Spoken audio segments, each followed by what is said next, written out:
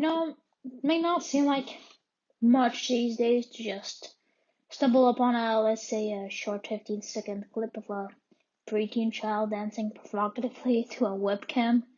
I usually will like with a striptease or some obnoxious music playing in the background of said clip.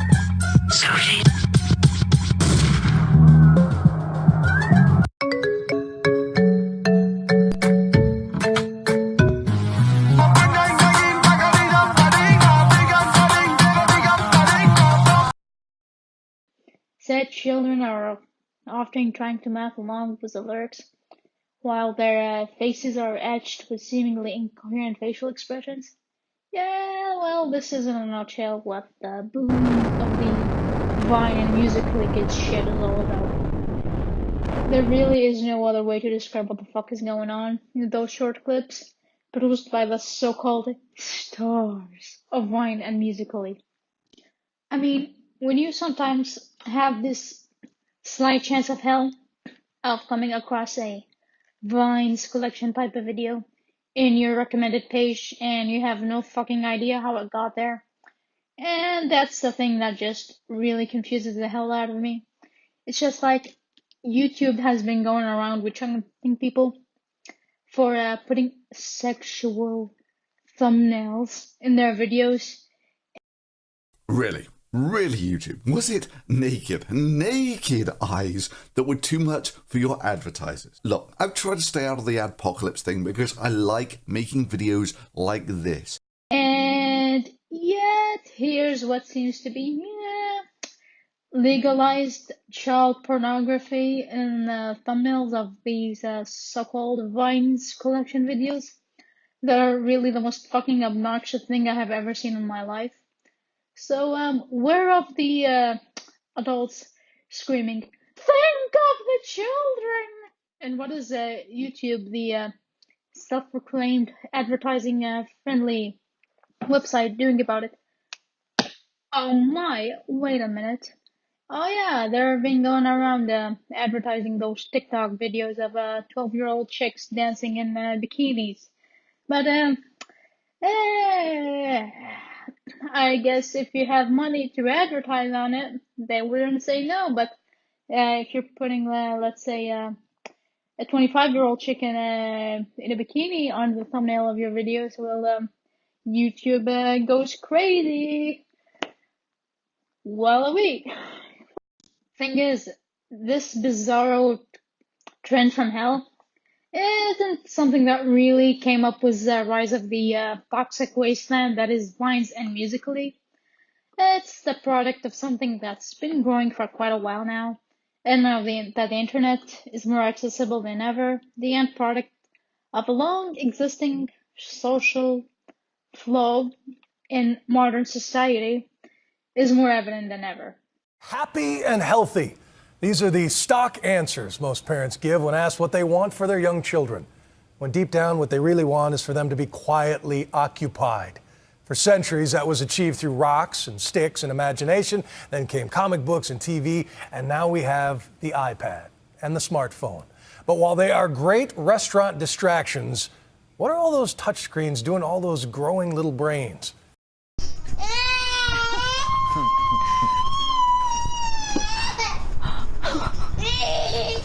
Poor baby, like it's the end of the world. Can I have a hug and kiss goodbye?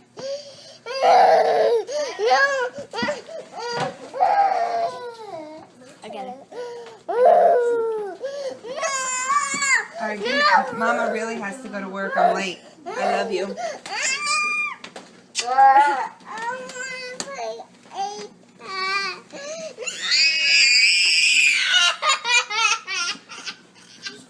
Not gonna play with it because you've been throwing things and yelling and screaming at us. I'm going to find something on there. No, you were pulling it out of his hand and throwing things on the floor. But Mama! We put it away for the rest of the day.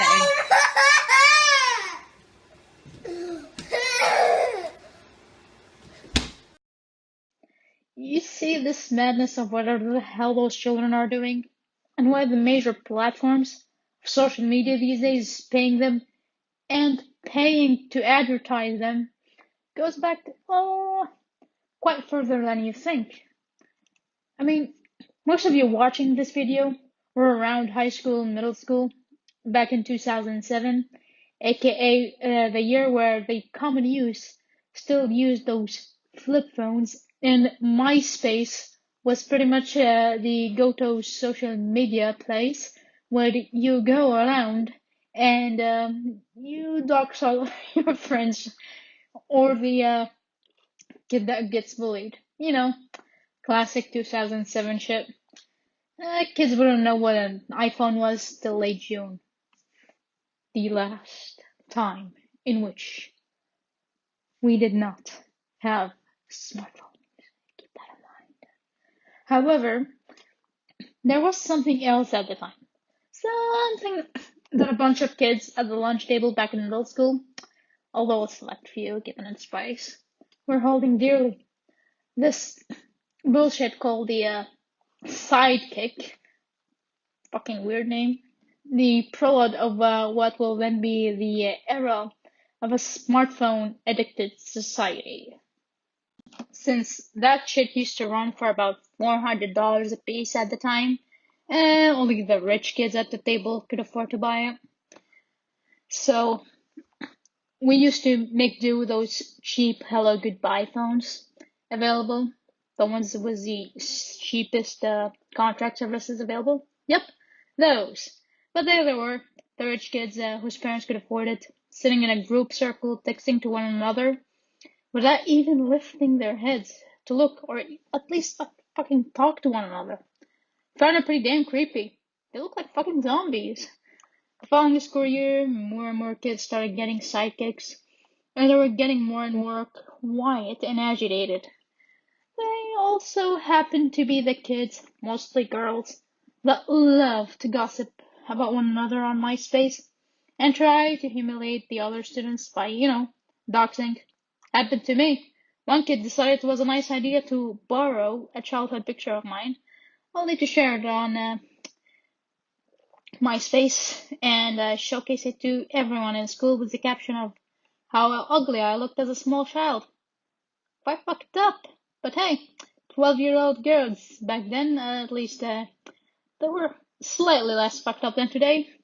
But nobody stopped her. Hello, zero tolerance policy, which meant that I had to shut the fuck up. Imagine going into the post office and seeing these crimes on those 10 most wanted flyers, classroom edition. Burping, doodling, throwing a tantrum. Bad behavior to be sure, but worthy of arrest at 5 years old?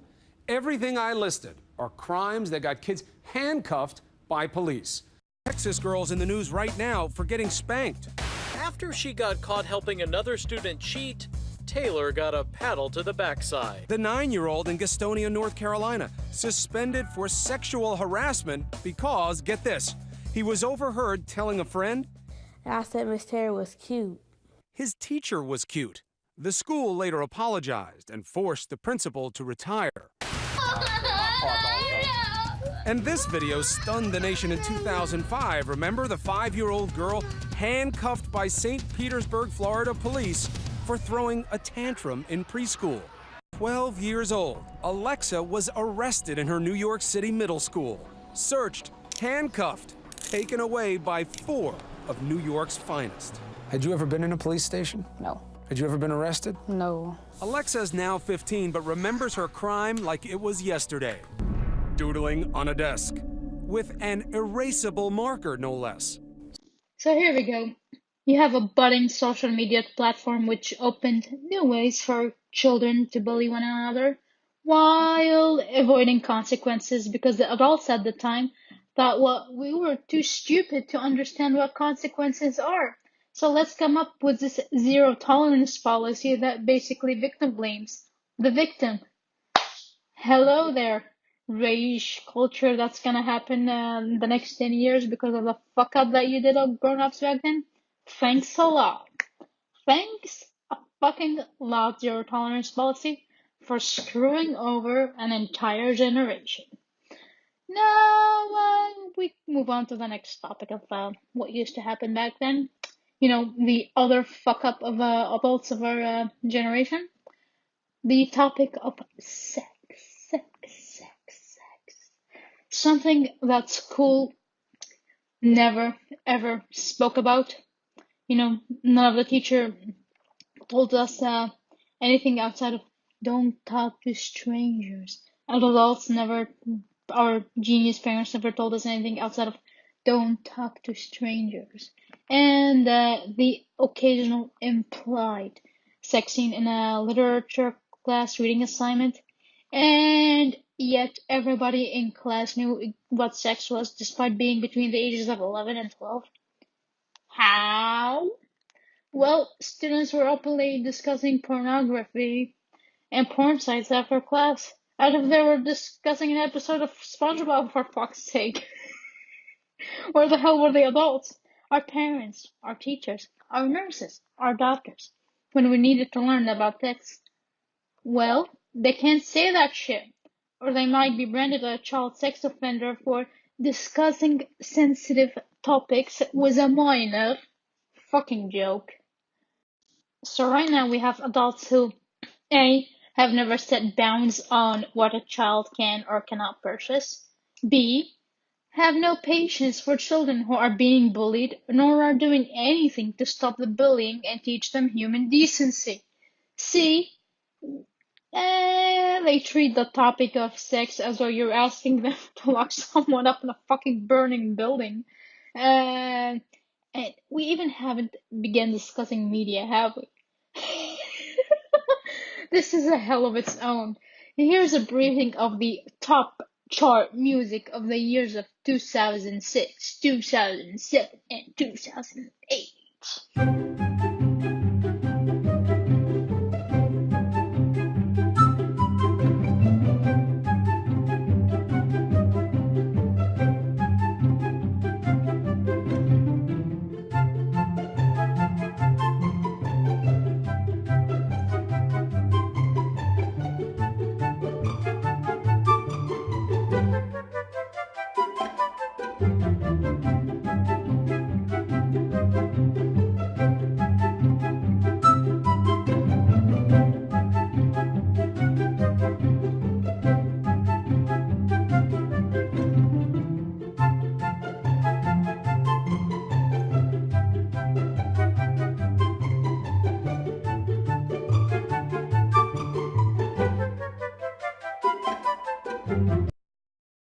Quite a messy trend, eh? Quite messed up indeed. But it gets worse. With free access to watch those clips over and over and over and over again on YouTube, that was just budding. And an easy Google search to any scantily or even naked image of your favorite teen star at the time. You think your parents will be concerned here? They might even show up, freak out. Hello, parents? Well, nope. If you haven't noticed by now, I kept mentioning the years of 2006, 2007, okay, this is getting a little boring, and 2008. The prelude of the housing market crash, and the shockwave of the housing market crash. Well, during this critical period from hell, long-established family businesses shut down. People lost their homes, their investments, and so many middle-class working people got laid off. For parents at the time, they were living in the apocalypse. The fucking apocalypse. They were desperately trying to salvage whatever's left of their financial stability, while the older millennials, my generation, well, technically I'm the last of the line of the millennials, but the older millennials who are graduating at the time, found themselves in an economy with no jobs whatsoever. Well, no paying jobs. And the Gen Xers, the parents of the preteens and teens of today, found themselves in the worst off positions, with them being the main target of those layoffs and ruined businesses, all while having little to no savings and no hopes of finding new good paying jobs. And while this shit was still going on, the wonderful party at the time decided that it should still continue with the pointless fucking war going on in Iraq.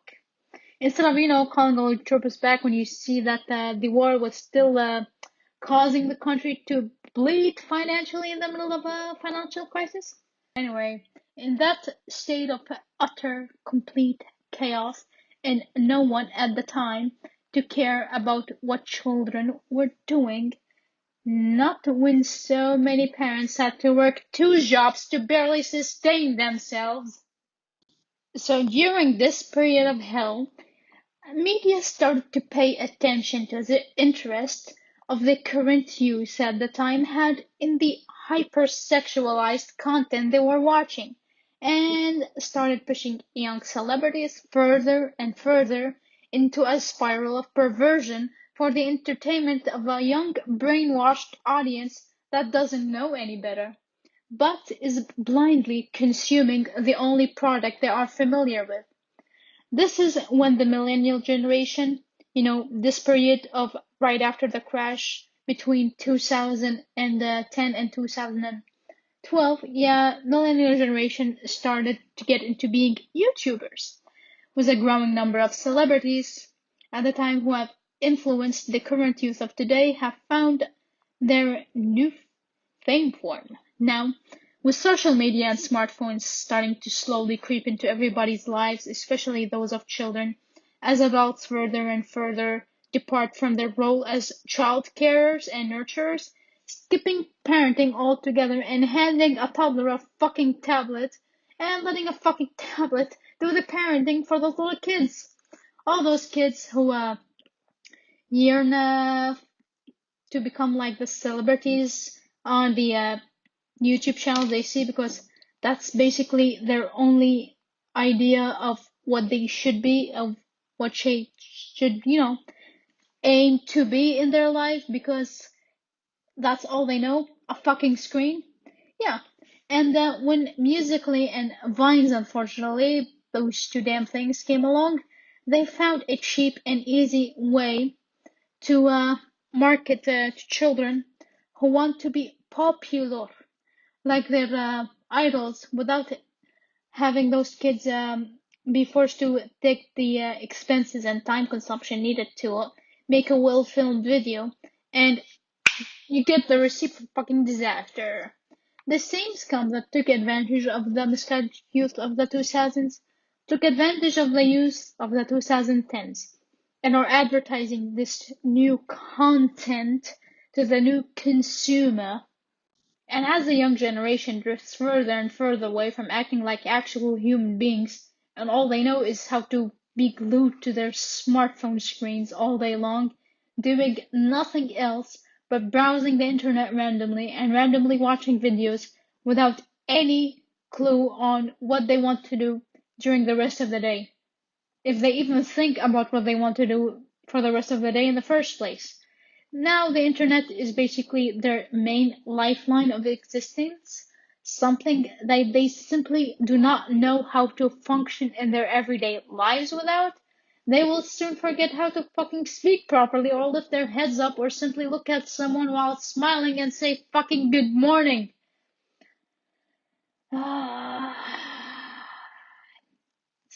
To be brutally honest, people, life has a bleak outlook for those young Gen Z generation, born in the wrong fucking time, raised on the worst fucking circumstances, with the worst adults at the time to be their role models. I mean, seriously, if you're like under the age of 20 and you're watching this video and you happen to use Instagram, Snapchat, all that bullshit, and especially Vines and Musically, please, please, please do yourself and everybody else a favor and delete those fucking apps and just go to the library and read a fucking book. Let your brain cells fucking function.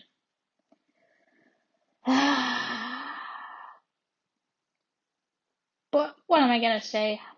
That's the advice I can give for today. Anyway, Shit sucks. But that's the life now. We are living in the robot society. This is Brutal Honesty, signing out. Subscribe.